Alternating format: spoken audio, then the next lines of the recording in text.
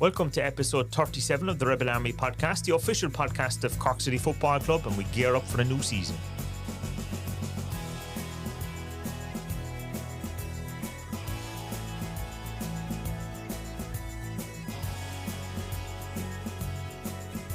Yeah, we're officially back. We were away again for another 2 weeks, but we are officially back, and I'm joined as always by Aaron Howie. How are you? I'm great. It's great to be back, isn't it? Yeah, so as you said, officially back. Week. Yeah, back weekly. As the season's kicking off next week, we're back kicking off as well, and you'll be listening to us every Tuesday or Wednesday again. Yeah, so we decided not to have a guest this week because we have so much little items to talk about that the episode would run for hours probably if we were bringing a guest in on board as well. We'd be here for a while. We do have a couple of bits. Like I spoke to Tim after the Sligo game. I spoke to MrWeLLy ahead of the start of the ELOI. So there's a couple of bits, but there's enough to get through to tip us over until the big kickoff next week. So it's 2 weeks is the last time, but of course it was probably just over 2 weeks when we interviewed Charlie. That was before all the matches kind of kicked off. There's been a lot since then.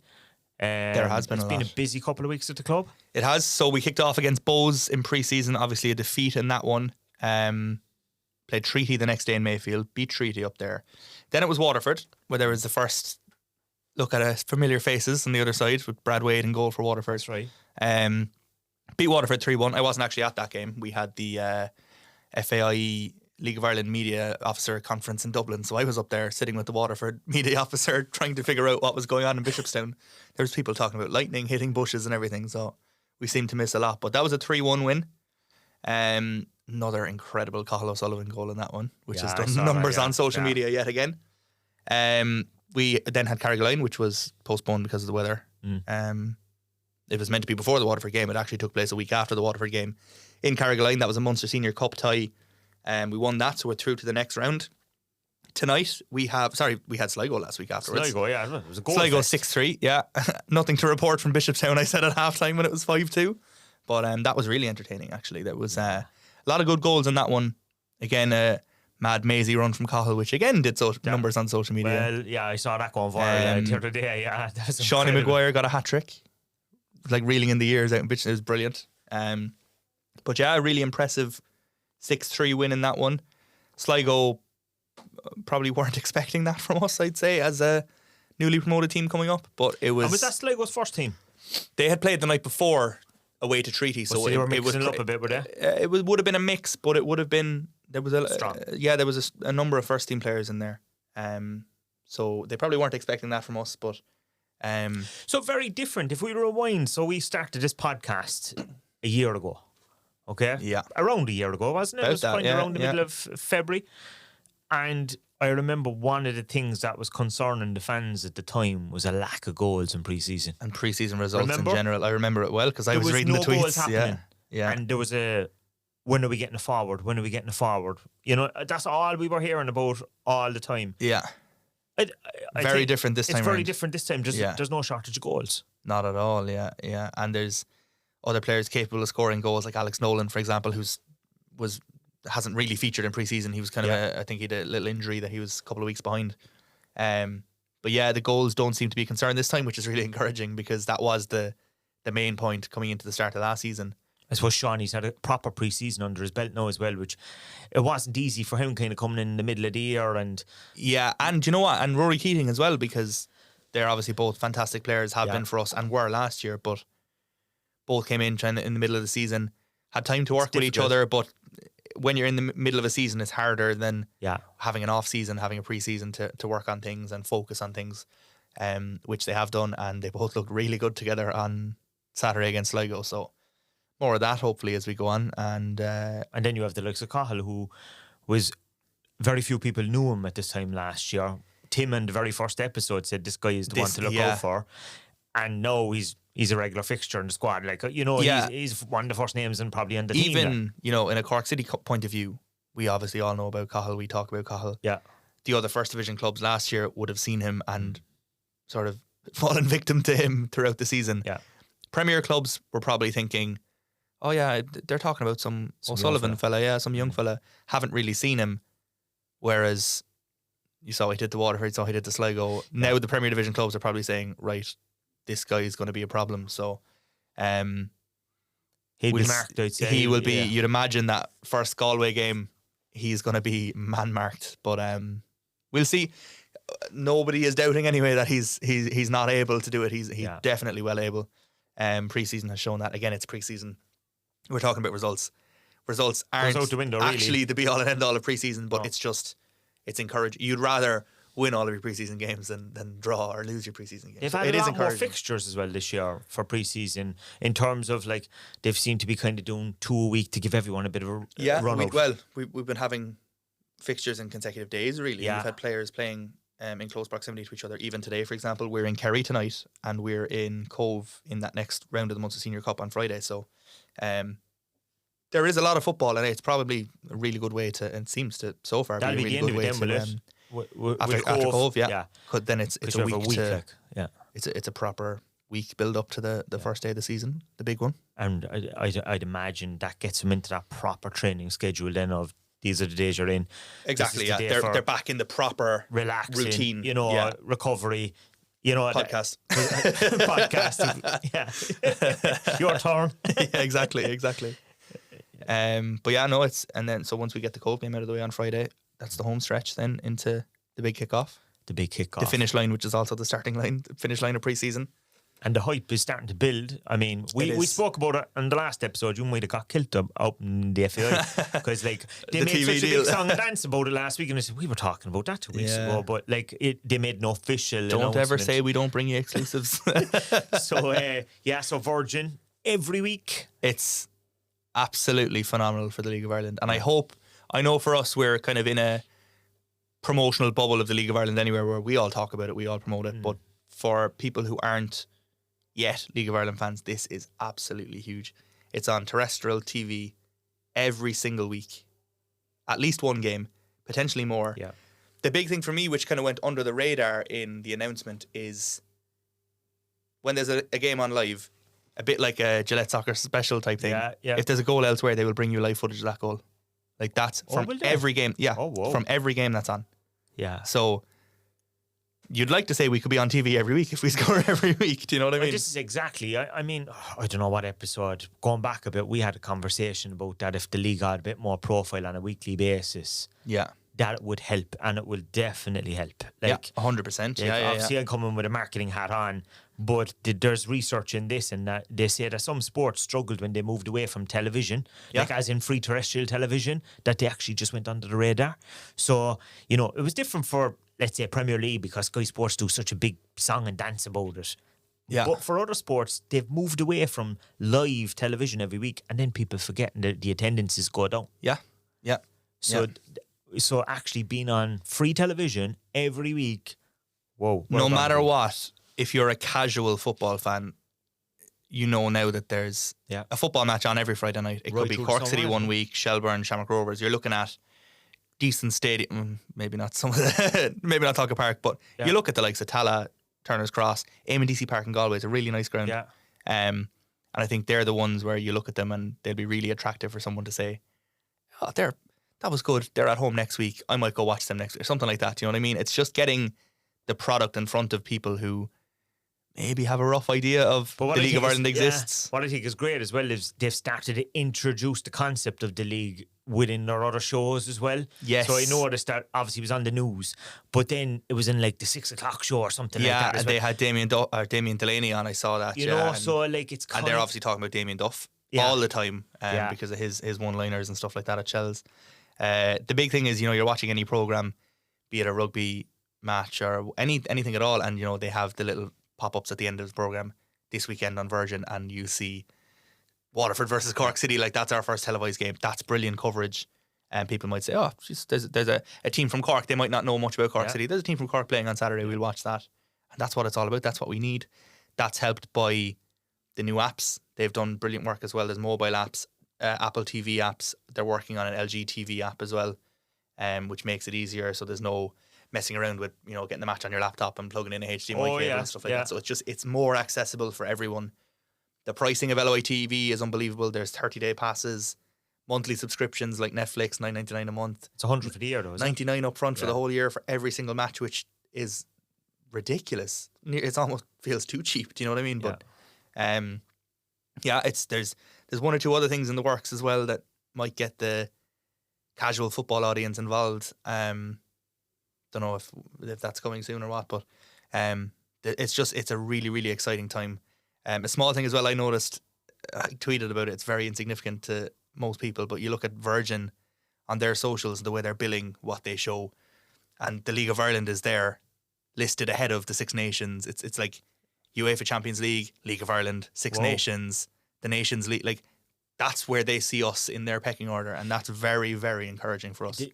They're seeing, like, as well, the potential that if they can build this as a brand, that it's, and they're obviously signed into a couple of years deal, I think, as well. It's not just a one season thing here, I think, isn't it?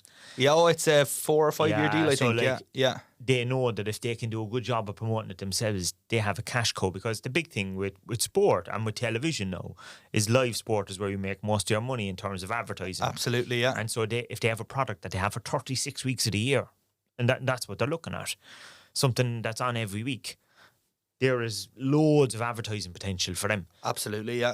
There is. I'd imagine they'll probably do an extra match every now and again as well. If there's, I think if the Virgin obviously have, I think 2 or 3 channels on Virgin Sport and the Virgin Player, so you'd imagine now towards the end of the season. European football, do you know the way there's extra, like somebody be playing on. But even towards the end of the season, you know, there's the race for the title, the race for the European spots, maybe the relegation battle. Now, who knows?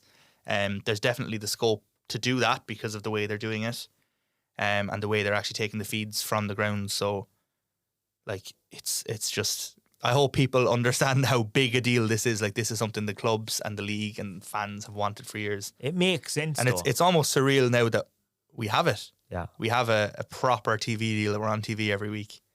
And it fits in. Do you know what the most searched for thing that Irish people search for in 2024? Go on. The European Championships, and we weren't even in it. Yeah, it just shows you how big people will watch it when it's on TV. Football is big. It's the biggest story in town, and globally it is as well. But and the club has obviously tried it last year as well. We obviously also have to remember our population has grown substantially over the last couple of years, and a lot of those people, football is their first love. They're coming from Spain, France, Poland, you name it. Exactly. They're from all over Europe. That's further away. Do you know what we did? If you look at what we did last season, the international night, that's kind of what we were pushing towards as well, because obviously people come over here from these countries and they relate to football. They know football. Obviously, we have Gaelic football and hurling, but like, if you're new to Ireland, you're gonna. They've never what the played hell in is their this? life. Yeah, they don't know the sport at all. Whereas we have football. You know, the cliche of it's a universal language. Everyone speaks football. They can come and watch it. That international night, actually, there was a lot of groups that came in. You saw there was Polish flags, Italian flags. People really enjoyed it. So that's something we want to do more of this year. So it is everyone's game, as they say. Like, people can come and enjoy it and see the Turner's Cross atmosphere, which they're often. It's incredible, and you'd imagine it will be next Friday as well. So, and with all the clips then as well, what we really need is teenagers to hype it up with social and stuff. Exactly. That's ultimately, I'll be very honest now. Cathal O'Sullivan is a TikTok like machine, because every video you put up of him, 10,000 likes guaranteed. Whoa. So, more of that. No pressure, Cathal. But exactly. Yeah. And look, as we're talking about young players. Like, I mean, the news generated around today is that MrWeLLy from St. Pat's is joining Spurs, the first €1 million player. I think, is it potentially rising to I think he's starting at 1.4 or something like that, going up to 4 depending. But like, that just shows, like, he's only 17. Like, you know, it shows there's going to be a lot of spotlight on that. Premier League fans will start. You know, sports fans in particular will be keeping an eye on Pats and stuff like that. The thing with that the main thing for me is fair play to MrWeLLy, a brilliant player. Pats have done well to get that, but we now get massive crowds. Yeah, there are stadiums that have waiting lists for fans to try and get in because games are selling out. We have a proper TV deal. Yeah, every club is massive on social media and doing well on social media. We're now at the point where we're getting €1 million like, we're being taken seriously. We're Rovers in the next round of Europe. Exactly. And people, do you know what? There was when we signed Freddie Anderson the other day, there was a USA, he plays underage for under 20s. Yeah. And there was kind of like one of these tracker pages was like, a move for Freddie Anderson. Standard isn't great. And I was actually going to reply being like, stop now. You know what I mean? Like, we're genuinely at the point where the league has been taken very seriously. There's teams not just in European competition, but are doing very well in European competition. Yeah. But talking about standards, one friendly that you missed out on there is, am I right, the lads took a trip to Scotland last week? Motherwell, yeah. So they flew over for the day, was it? Yeah, they flew over and played a friendly against Motherwell at their training ground. Now, I wasn't there, but I've seen... That was lousy, didn't bring you? Disgraceful, wasn't it? I've seen the footage of the game. I have the full game downloaded. It was a 2-1 win. Malik scored and Rory Keating scored. And I think the optics of that, it was a strong Motherwell team as well. But they're sixth in the Premier Division. Yeah, and to see Cork City go over there and beat Motherwell. Yeah. And then in the middle, Motherwell, who, by the way, are in the middle of their season. Yeah. The Scottish Premier League is on now. Yeah. Whereas we're gearing up for our season. Obviously, they probably weren't hell for leather. Like, they didn't need to win the game. Themselves probably as well, but yeah. But Motherwell, probably players that were trying to get into the first team. Well, Dan Casey was playing that game, who used to play for Cork City. But Motherwell as well, no matter who you are, what club you are, you don't want a club coming to your training ground and beating you. No. Especially if they're at a perceived lower level. Yeah. Whether that's true or not, or whether they believe that or not. But no, that was encouraging and really good. I suppose for people again who are learning about the League of Ireland or looking into the League of Ireland, and they see a League of Ireland club, a newly promoted League of Ireland club, went over to Scotland, beat a Scottish Premier League team, albeit in a friendly. It looks good. Yeah, if you've been listening to this podcast, you know that our young lads have been over in England and going regularly. Yeah, Liam Carney brings teams over, and we had teams in. I know one or two of them got beaten. Like, I think Man City beat them, but they put it up to other clubs. But they've also gone to the likes of Portugal, Spain. We've had played against Real Betis, Sporting Lisbon, Benfica. We've sold Jaden to Benfica afterwards. So there is a lot of good work being done the whole way through the academy, right up to the first team in that regard, and branching out to taking on other teams, which again, very encouraging. And I think if Virgin are smart, they should pitch it as the stars of the future as well, because there is obviously in the last couple of years we've seen a lot of younger players playing the League of Ireland. It's a new trend, whereas long ago it was kind of fellas coming back from England all the time. Now there's guys that are... There's people who want to play in the League of Ireland as well, which is, again... really good players at a young age. Exactly, and it shows, again, that we're being taken seriously as a league, which is very encouraging.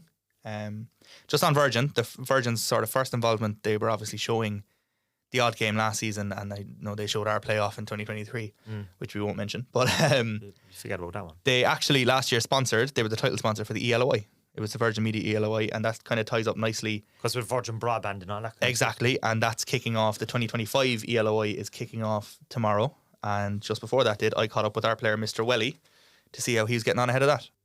Right, so I'm joined by Cork City's very own Kieran Walsh, aka MrWeLLy. I know you're in the middle of preparing for the big kickoff, so thanks for taking time out of the evening to talk to me. No problem at all. A pleasure. Just in terms of your preparation, before we get on to the ELOI kickoff, the EFAI Cup, it was obviously a new competition last year. We actually played each other in it last year, but the result of that, I actually don't remember the result of that one. I don't think it's overly relevant anyway, but we'll say nothing.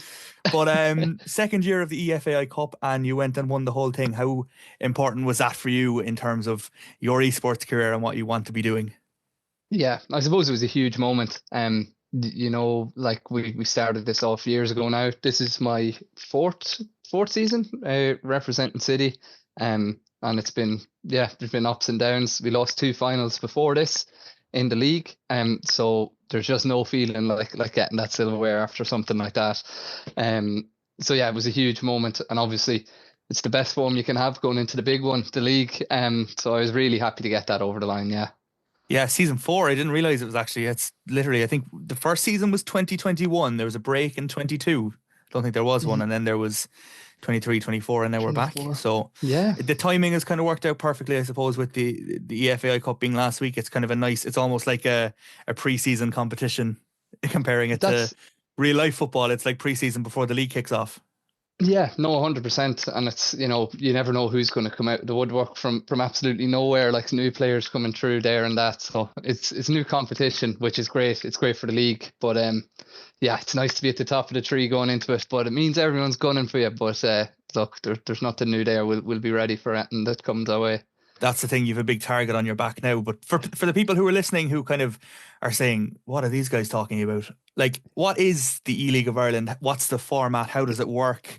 It's obviously on FC 25, but obviously Cork City aren't in the game. So What's basically how do you play and what way does it all work out for the 20 clubs in the league?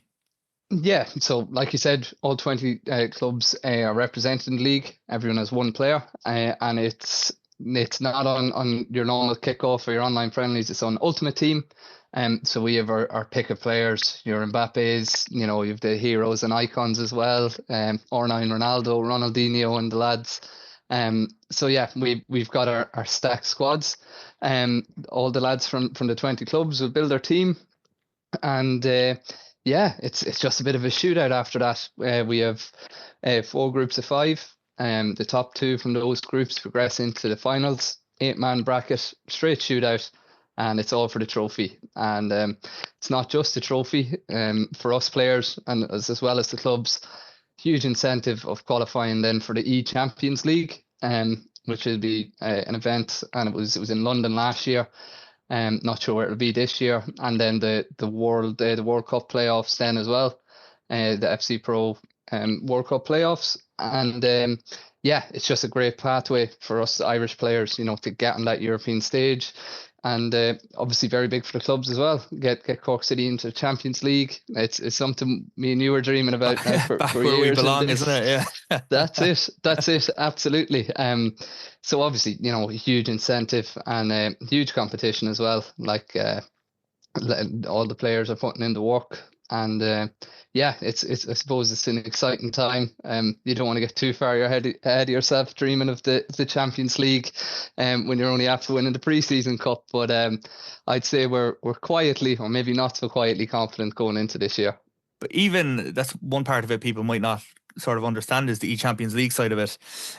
To bring up a bit of a touchy subject, last year's winner, JP Slater, who he's now your teammate at Wild, but he actually beat you in the final representing UCD last year. He went on to represent UCD in that E-Champions League. I think he beat Man City this year, didn't he? Yeah, played against Man City anyway. Played against Man City, and obviously Man City in the FC scene is just as big as the City group in the real game. But yeah, obviously it's what we all want as players. And there's obviously huge prize pools on show for that. I think the winner last year was something like $80,000 for first, and then that goes right the way down through the top 32. So big incentive. Obviously great to be in the mix for it, and yeah, it is just it's an exciting time. Like, and you mentioned the prize money there. Like, there is a whole industry, not just in the EAFC side of esports, but across esports as a whole. It's probably not as big in Ireland yet as it is in the UK or in the States and the rest of the world. But as players who, as you said, you're 4 seasons, 5 years deep into it now, has it grown to sort of an acceptable level from your point of view, where the player's at, where the standard is at, and sort of how it's viewed by the public? I know there was a big event last year for the final in the Camden in Dublin. I was actually there for it, and there was a lot of interest there. Like, it was a really decent venue. There was a lot of people coming over kind of saying, what's this? And sitting down, and they're really intrigued by it. So, like, has that been the same for the players as well? I know there's a lot of attention on it when it is happening. Yeah, and I suppose it's a different means of kind of supporting your team and viewing your team. It's largely online. Like you said, we had the event in person last year.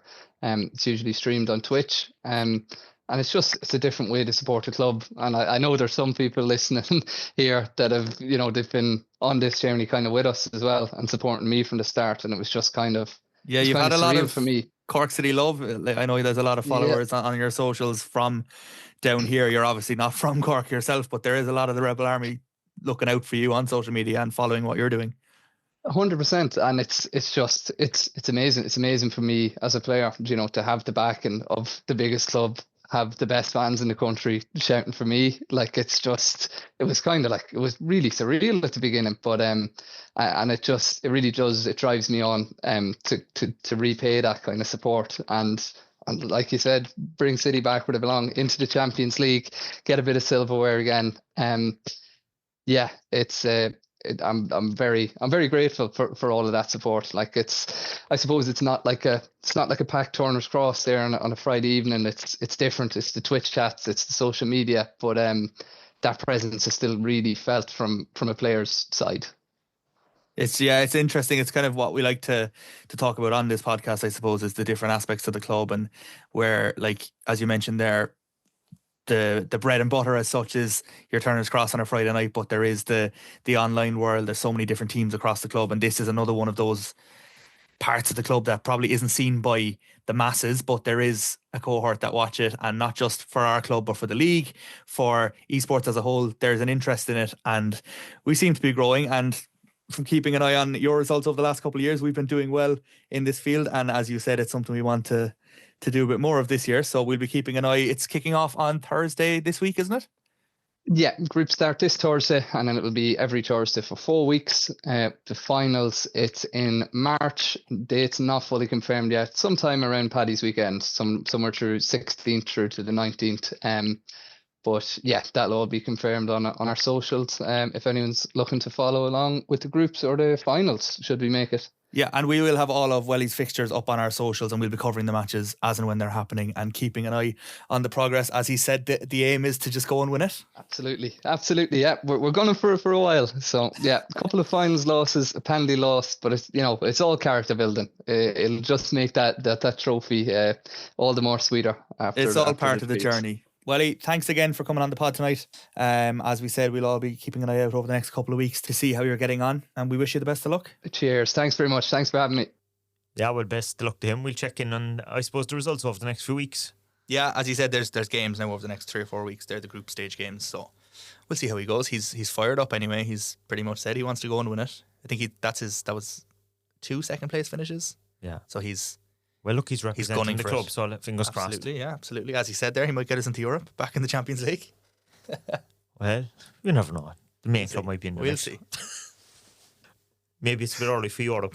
We'll just stay up. Yeah, it's never too early. We can dream. Did you get the chance to talk to Tim as well this week? Yeah, so we mentioned the Sligo game earlier on, the 6-2, 6-3 victory over Sligo. I caught up with him after that. He was pleased with what he saw. Tim, a big victory, again a pre-season friendly, but that's an encouraging result. Yeah, listen, there's loads of positives. Obviously there's a lot of things we need to work on, but there's certain patterns and certain things that are happening now in games that we are working on, and we can see it sort of starting to click on the pitch. So yeah, there's a lot of pleasing things out of that, and listen, there's another week's hard work. The 20s had a brilliant win last night against Carrigaline, and we get a good little win there. Listen, it's a pre-season game. Sligo had a game last night, so they had a mixed team. But it's always good to win. In terms of the goals, a hat-trick for Seanie McGovern, 2 for Benny as well. A lot of good finishes there as well today. Yeah, listen, Malik looked dangerous. He had a brilliant counter-attack.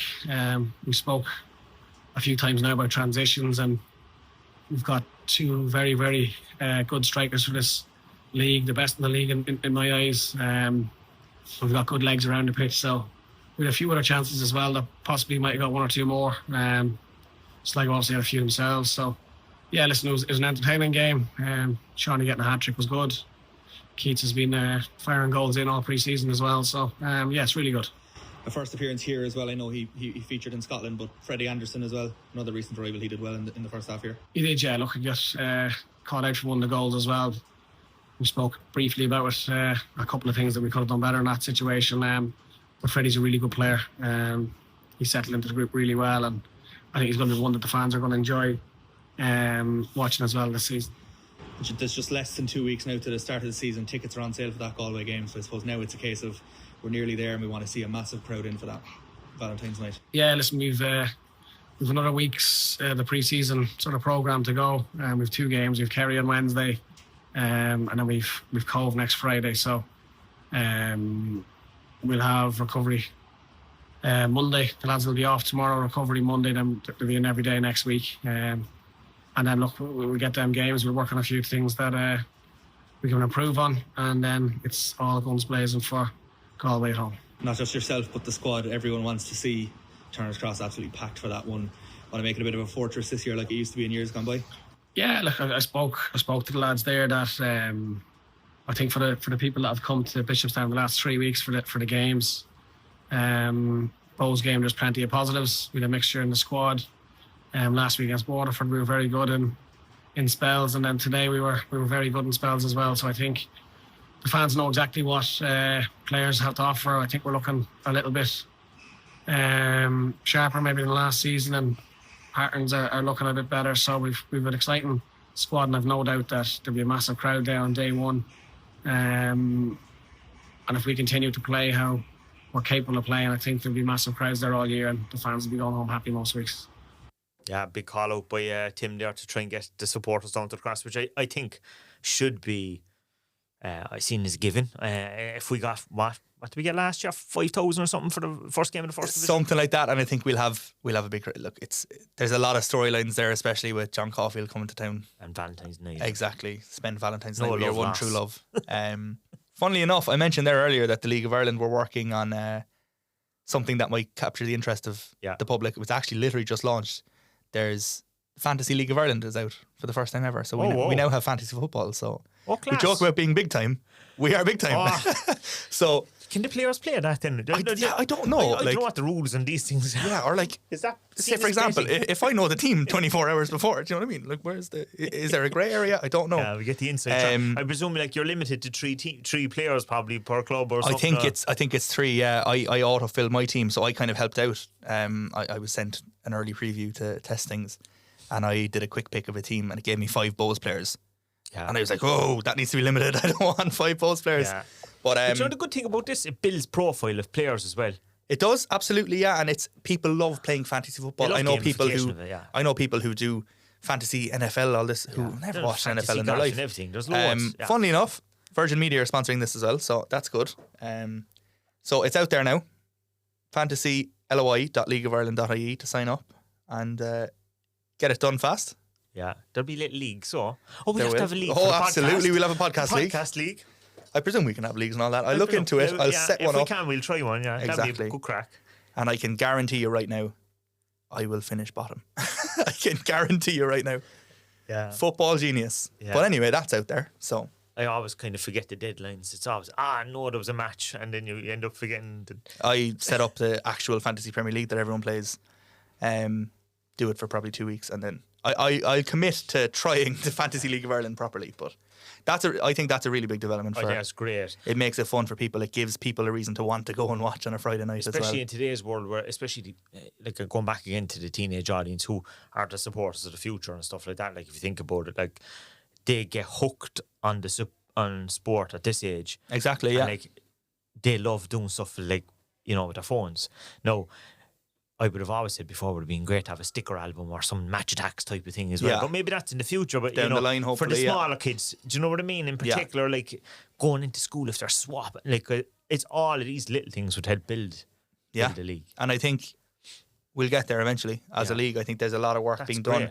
We're pretty much given a preview at that media officer conference of kind of what is in the works. And to be fair to them, Gav White is doing comms at the League of Ireland, does a brilliant job. Mark Scanlon's doing a phenomenal job as well. Yeah. Look at the TV deals, some of the stuff that's happened over the last couple of years.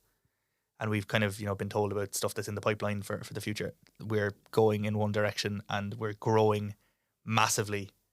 And it's very, very encouraging. Brilliant. Literally. So this is not pre-scripted, as you can see. I mentioned it 10 minutes ago. I didn't even know until you just said it. Yeah. So it's brilliant. That's another small piece of the puzzle that adds up to that's brilliant, a really professional product overall. Yeah. And am I right in saying that Tim is actually up in Dublin today at the launch of the league as well with Charlie, is he? Where I'll go, the league launch is on. So Tim is up there with Charlie Lyons, Frank Kelleher's up there with Kieran Mack. What's that, a photo shoot and stuff like that? Kind of like photo shoot, video shoot. They do little games to promote fixtures. They'll interview the managers now and get them on the radios and maybe some Virgin TV coverage as well, you'd imagine. But it's brilliant. They do it every year. The only thing time-wise this year is Tim has to drive all the way to Kerry now after it. So. Oh, Christ. Yeah. I don't know, did he look into the flights actually from Dublin to Kerry now that I think of it? There actually is flights, There is. Well, that's very notions now for League of Ireland pre-season friendly, isn't it? Sometimes it might be cheaper. It probably would be, Leave your car behind, League it's always one of those things where it's a nice curtain raiser for the league. They've started, the last couple of years, they used to do them in Abbottstown and stuff, but they've started doing different venues. I think it was in Vicar Street last year. Oh, did it? Yeah. Mansion House, I think, this year.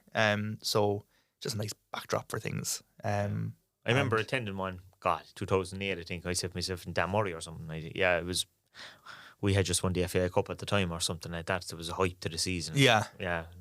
I actually, do you know what? I'd love to have gone up. But there's so much going on, especially with the friendly tonight as well. There's a lot to be done. So, might try and get up next year, maybe. Yeah, why not? Definitely. Probably said that last year There'll too. probably be more things like this now. If like Virgin will probably have media days and all that. And do you know what? That's good. Yeah. I think we've already been told. We obviously have pre-match press conferences every week.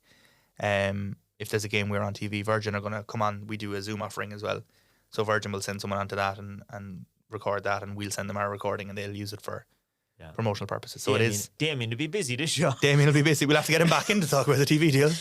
Damien will be on. He'll be on, and the thing is, he can cover all those because he's obviously played in the League of Ireland and the Premier League, so he can fall in. Handy gig, isn't it? and the Irish matches. Exactly. Yeah, he just set up shop in Virgin HQ. He can just live there. Yeah. Yeah. But no, it's this TV deal. I just think it's the best development we've had in a long, long time. It'd be interesting to see if there's other kind of new face, like new old faces, if that's the right phrase, would be like former players of ours and stuff like that would be called in for like for the panel and stuff, and stuff like that, because they would have done a lot of that before. But then some of the Cork, like in years gone by, Dave Barry would do a lot of it. I mean, he'd be on M&S a lot as well. On Pat Morley did an awful lot of the commentary long ago. But I'm just Pat Dolan was presenting shows on Setanta and everything. Like Dan Murray did the odd bit for RT. But I'm just wondering, is there another one or two people that will emerge? Like Dan Murray did a bit for us for ELOI TV as well, and we're lucky now. We had a kill switch on that microphone. Some of the things he was shouting at people. Damien has worked out well, and we know we look there like Roy Keane does really well on English TV, and of course Roy O'Donovan, who was in with us, is a doing star very well for himself. They love him in Australia. Yeah, so they might need it. It'll be interesting to see. I'd love to see them get to a point as well where. We mentioned there we had M&S on RT. I'd love to have a match of the day type show. I think they might. If there was maybe on a Saturday morning, like a Soccer AM vibe. But or they might do it on the Virgin Player or something. Maybe something like that. I just think little things like that. If they're going to have the footage of all the goals anyway from their live show, from their live match, may as well do something with it. So we'll see. I don't think that's in the pipeline. We haven't heard about it anyway, but fingers crossed. Hopefully, it would be absolutely brilliant. Yeah, something like that happen. Yeah, so I presume like tickets are on sale now for the match. Tickets are on sale for the Galway. The first 5 matches, actually, the first 5 league matches, but obviously the Galway one is the focus. The 5-match pass is available as well for the first 5 league games. So how does that work? So basically, it's almost like a mini season ticket. It's €100, which covers the first 5 home games. Matches. Obviously, season tickets are on sale as well, and so that means you're getting one for free. Would I be right in saying that? They work out at €20 each. So it's 25 to get in. Exactly. If you don't buy something like that, it works out as 4 for the price of 5 type thing. Yeah. And then the season tickets. How much are the season tickets? The season tickets, there's different prices. The adult prices are $315 for the season. Senior and juvenile are $225, and the child price is $125. If you haven't already, get that, because get your season ticket if you can. Obviously, the savings, you get it before the start of the season, you get more savings. Exactly. Yeah, the savings work out. It's really worthwhile. There's 18 matches, isn't there? 18 home league matches, yeah. We'll obviously have FA Cup matches, which are separate from the season ticket. Yeah, but hopefully we'll have a couple of FA Cup matches. You have first option on those tickets in case we get a big game or whatever. Exactly, yeah. And season ticket holders obviously get priority access to away tickets as well. Yeah. But yeah, it's all back. We'll have news on the women's season tickets as well, and match tickets over the next probably couple of days, week or so. Yeah. The women's season kicks off pretty much a month later, so there's a bit of pretty much a month behind on that. Okay. From where we are with the men's one, but it's the 8th of March the women are kicking off, and that's actually an away game, so another week again till they're at the Cross. But yeah, it's nearly business as usual now. We're nearly back. We're just over a week away. We probably forgot to kind of go into detail there in terms of, so there was 1 or 2 new players you kind of briefly mentioned. Yeah, one. The last couple of weeks, so Kit Nelson signed this week. He is on loan from... We already thought we were getting a third kit. What was that about? So did everybody. And the best thing is, that's the second time I've done that, and it's the second time people have fallen for it. Yeah, but you didn't put in a second T on that. His name is Kit with 2 T's. Yeah, I just played it off as a typo. See, that's too much of a giveaway then. I have to has to work. But he's coming from Preston. He's on loan from Preston till the summer, yeah. But I saw that he's after signing a new contract with them, so they obviously have... they like him and they want to keep him. Yeah, he signed, I think, a 2028 contract. Yeah, it's a long contract. And sent him out on loan then, so that's an encouraging sign straight away. Yeah. And as far as I know, he can play across the middle, he can play up front, he can play on the wing kind of thing. So young lad. He's young lad. I think he's just 20 since January. So that's a good move That's a good signing. Freddie Yeah. Anderson was the other one that came in. We mentioned him earlier on. He came in from Stoke on loan as well. He actually played against us at Turner's Cross last year in the mid-season friendly Yeah. in July. He played in the League Cup, I think, and scored a goal or something. He did, yeah. He got a goal for them. He's a very, very tall defender, which is encouraging. You know, you like having tall, like, he's about 6'5" or something like. He's about that, I would say. He's a big boy. He walked in the middle of the sports file shoot, and I was kind of like, all right, big tall presence at the back. That's what you want. He featured as well in the Motherwell game, and I think he played for us against Sligo at Bishopstown as well. So, and he's a very famous dad. I didn't realise that actually until afterwards. Yeah. So, like, for the older fans that are listening to this, they'll probably remember a brilliant defender called Viv Anderson, who played for Manchester United, Nottingham Forest. I think he won the European Cup at Nottingham Forest. Could be wrong on that now, but as far as I know, he did, because I think, played for England. Really good defender. I remember meeting him. He came to Cork, I think in 1990. So it's nice. He might be in Cork a couple of times this year. Yeah, I'm sure to see his young fella. There's a couple of connections. There's Viv Anderson's son. Malik's brother plays for Middlesbrough. We've Ronan Keating's nephew as well. Yeah. But Rory's a real star there, like. Yeah, we'll have to ask Rory about the documentary. What his views on the I documentary? know, yeah, we'll get him back in. Yeah. Yeah. But yeah, two more encouraging signings. We've obviously had the others. Rio has done well in the games he's featured in. Alex Nolan, who we mentioned earlier on. Who else is there? Tane Troost in goal. Connor Brann. Milan signed since we last spoke as well. Oh, yeah, he so was the Milan, trialist. One of the trialists. Yeah. Centre back. So French. we just kept seeing this name, Trialist. Trialist 18. Yeah. That was unusual. And he's done well. I know, yeah. French trialist or something. He played, his first game he played was Bowes. I think he just arrived. So played against Bowes, played against Waterford, played against Sligo, and played against Motherwell as well. And he's done well. Tim obviously has liked what he's seen as well in terms of professionalism and on the training ground, because he's offered him a contract. So French player as well, yeah. 2 Dutch lads, a French lad, a couple of English lads. Then the other, am I missing? Dubs. Well. There's a nice spread. A lot of Cork players as well. Yeah. So Seanie Maguire and Rory Keating are adopted Corkmen as well now. They're adopted, yeah. I think there's a good squad there, and there's a reason to be excited, I suppose, for the big kickoff. Yeah, no, God, we're just over a week away, I know. Yeah. You know, so it's exciting. That crept up on us, didn't it? But speaking of that, you can meet some of the players this weekend. Saturday, Club Shop, yeah, we're having our meet and greet about 1 o'clock. Shawnee, Tane Trost and Rio are going to be there, so that'll be an exciting one. There's always a big crowd for the meet and greet. This is the first one we've had Shawnee in for, and obviously 2 new signings, so you'd imagine there'll be a big crowd. There'll be a big crowd for that. It'll be fun. It's a nice little thing to do before the start of the season, get a bit more. And we're going to catch up with them as well, having no chat and stuff like that. We'll catch them, yeah. I don't think they know that yet. If they're listening to this, they'll know. By the time this comes out, they might even get a chance to listen to the match. We'll grab them on Saturday, all right, while they're there. Yeah, no, it's brilliant. It's a brilliant opportunity for especially younger fans to come in and meet them, get their selfies, get their jerseys signed, that kind of thing. Yeah. Even just for a chat. I know there's a lot of people who come in just for a chat. Just before the start of the season. Like that's when you want to do it. Like you're getting the hype. The fever pitch will be kicking off. Everyone is buzzing for Friday, and you're going to have people coming in just itching to watch Cork City and getting to see the players just a week before is kind of the perfect time to do it. Yeah, no, it's going to be excellent. So we'll be, if you're in there, we'll be there. We'll see you there. Yeah, come up and say hello. Yeah. Don't give out to us. No, well, tell us if you love the podcast, if you hate the podcast. Maybe don't tell us if you hate the podcast. Yeah. And of course, we're recording this again from the Crown Centre, so we're delighted to be out here, and Padraig and the team out here are fantastic. Yeah, we actually had a good chat with them last week in terms of what's coming up for the year for the Crown Centre. So we'll be helping out with a lot of promotion of their events and stuff. And as Stephen mentioned, they're very good to us here, kind of letting us come out and do this whenever we want. Yeah. So again, a huge thank you and a huge shout out to everyone here. And they're always asking, how are you fixed for the start of the season? Pádraig's a big Cork City fan. Like he's probably as excited as the rest of us for Friday night. So he'll be in the Donny Ford. He'll be in Cove on Friday. He's nearly down the side of the pitch waiting to go. He'll be in Cove on Friday, no doubt as well. So it's brilliant to have that support. It's not a kind of a one-sided support. They're massive supporters of the club as well. It's brilliant to have. The more organisations and businesses and community groups or whatever that get involved with the club, the better. Yeah. The Crown Centre, I know we've mentioned it before, but they do absolutely incredible work out here. And for us to be able to promote that in any way or to shine a bit of a light on that and help them in what they're doing, we're only too happy to do that, and we'll do as much of it as we can. They're really helping people, but they're trying to be, I suppose, get their lives back on track in some cases, but then helping kids, helping families, siblings, you name it. They're brilliant. It's brilliant. Yeah.